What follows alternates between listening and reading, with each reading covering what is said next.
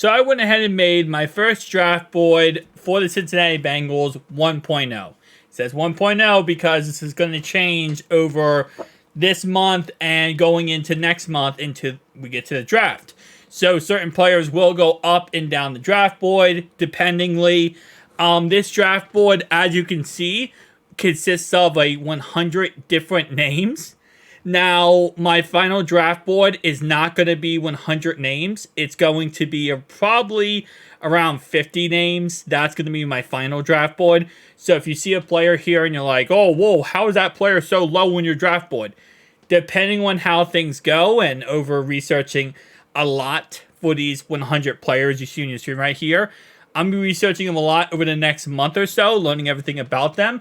And certain players will go up and down the draft board depending on that stuff. So depending on, who I think is the best fit for us, who I think the best value is at the said draft pick, all that kind of good stuff. So let's start off. Best player, 100%, Brock Bowers. I don't think that's questionable. I think for most people's mock drafts, most people's draft boards, he's going to be number one. And I really do not expect him to not be number one by the night of the draft. He is the best player. He is a generational talent.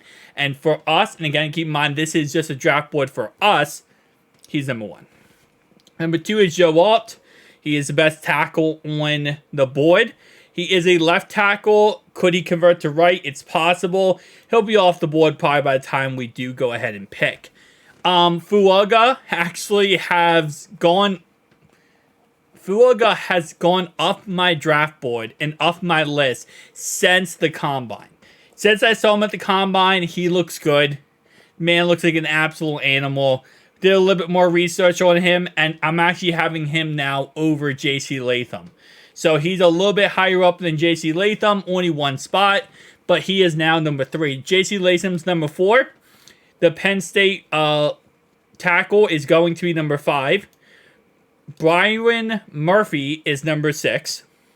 Jared Verse is number 7. And then Jackson Powers Johnson, who could play center, he could play right guard, he could play left guard. That's going to be number 8. Now, in my last mock draft video yesterday, I did take Mims over Jackson Powers Johnson. From now on, I'm not going to do that. I'm going to go based on my draft board and which player I think is best player available. And he is number 8 for a reason. He would help us out drastically with the Cordell Volson problem / again, it's nice to have a really good powerful center. I know we have Teddy K, but we can move guys around. Dallas Turner is number 9. I always say his name incorrectly. Jerzan Newton. D tackle, number 10. Mims is number 11. Now, Mims has also gone up my draft board when it comes to my projection for him, just based on the fact of how good he did at the Combine. If you did not see what he did at the Combine, he showed in every way possible why he is not only very athletically gifted, but why he is a very, very good tackle, really good right tackle. He might be one of the best right tackles in this upcoming draft. He did get a hamstring injury at the end of his Combine. He wasn't able to complete the whole Combine for that said reason. Injuries is going to be something that you have to look at with Mims, and that's going to be something we're going to have to monitor. Latu, edge rusher, number 12. Troy, I'm going to butcher last name, so I'm going to try him. Offensive tackle, number 13. We have a run on tackles here with Barton, Guyton, and Jordan Morgan. Chris Braswell, edge rusher. Kingsley, someone we talked about before, really looked good in the Senior Bowl. Cincinnati actually was there watching him, had to talk to him, and really interested in him. Darius Robinson, we have Isaac here, edge rushers. Jatavian Sanders. I don't think we're going to get him. We're not going to take him in the first round if he is available. Well, he will be available. We will not take him in the first round, though. That's not something that I don't think we will do. So he'll probably be available in the second round. Will we take him? That depends on if he's available. He looks pretty good at the Combine. Going down this list here, Chop Robinson. This is another player that I could see moving up my list. He is an absolute monster. Great edge rusher. Really look good at the combine. Really look good in college in general. And I wouldn't be surprised if, he moves up my list. Chris Jenkins did move up my list a tad bit here. Another guy who really looked good at the combine was Braden Fiske. We talked about him before. He was the guy who actually had a 9.7 out of 10 on his RAS score. So really, studied out during the combine. Christian Hayes, another guy I really like from Washington. A really good offensive guard who could play right guard, left guard, and center.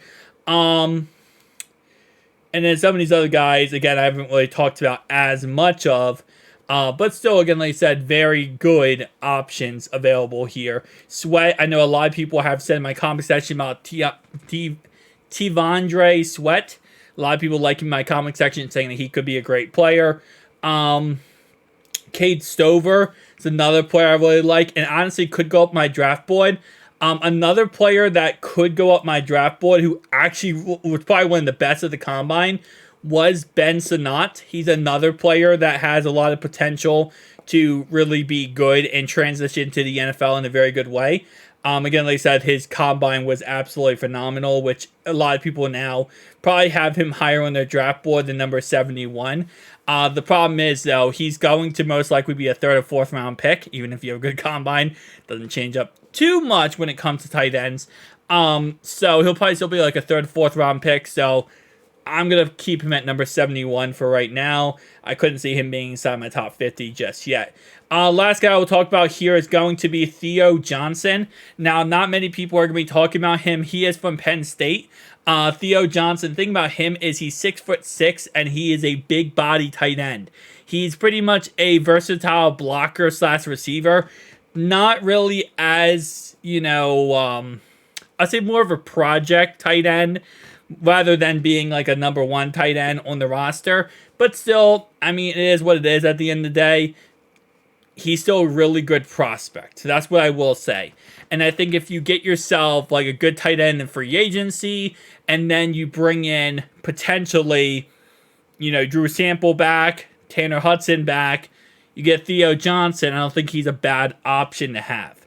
As a kind of a mid-range, 3rd down, type of fill-in play on certain plays at the tight end position. You're not going to use him probably every single play, but he's also projected to go 6th or 7th pick, 6th or 7th round. So, you kind of get what you pay for, right? You get the price you pay for him, and if you're going to get him in the 6th, 7th round, you're not going to get a star tight end, but you're going to get a project that you could probably go ahead and blossom into something special.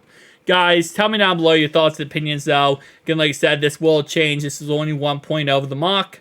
It will change over time. Peace out, guys.